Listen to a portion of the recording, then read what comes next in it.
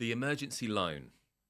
Please break this down and explain it to us and anyone who might not know the intricacies of what an emergency loan entails. So you're eligible for an emergency loan if you have no goalkeeper on the books that's played 5 games or more.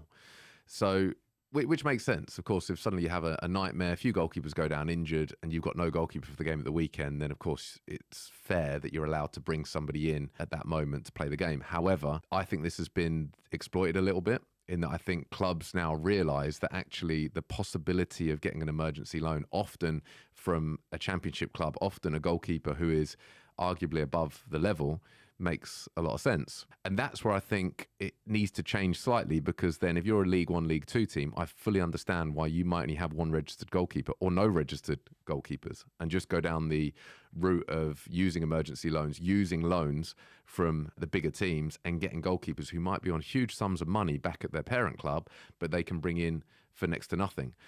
That being said, the emergency loan being what it is, you can't do an emergency loan from the Premier League. So it has to be from, obviously, Championship, League One, League Two. So if you're a Championship team, you can't run the risk of having to use it, because realistically, is another Championship team going to help you out? So you might have to go to League One to bring in your emergency loan, which, can be very difficult if you're, fighting for a promotion place and you're having to bring someone in from League One to play in some huge games. Then obviously there's a risk to that. But certainly if you're League One or League Two, if you've got prior agreements in place with some of these Championship clubs as to potential goalkeepers that you could bring in, I fully understand why a lot are exploiting this rule and maximising it. I find this fascinating, the emergency loan, because it's something that really only exists with goalkeepers, right? I think you can't do this with outfield players. It's just goalkeepers. Just goalkeepers, yeah.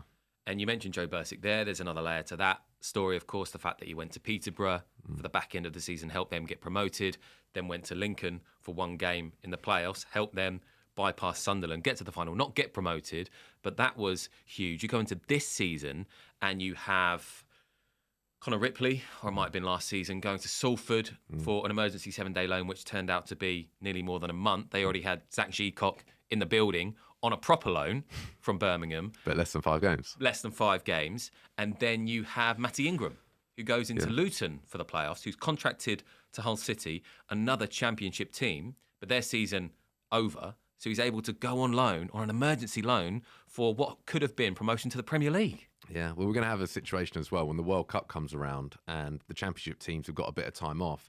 You might have some number 2s out there that are desperate for some game time, and there is an opportunity that comes up in League One, League Two, and suddenly one of these clubs might get a top Championship goalkeeper coming to play 4 or 5 games. Like, that could genuinely happen. And it is what it is in terms of the rules being where they are. I don't know how they change this, because my thinking would be that you make it almost mandatory that they have to have at least 2 goalkeepers on the books that have more than 5 games. Now, the counter argument to that with a lot of these clubs that don't have a lot of money is that they can't afford to do that. Certainly in League One and League Two at the moment, I know that a lot of clubs are struggling, so they would rather go down the route of just having one goalkeeper and utilising this in the way that it is. But while it is how it is, it's going to be difficult for goalkeepers almost between the Championship and National League. So you'll find a lot that maybe drop out of the Championship, can't get that gig in League One and League Two, and maybe have to drop all the way to the National League just purely because of the state of play.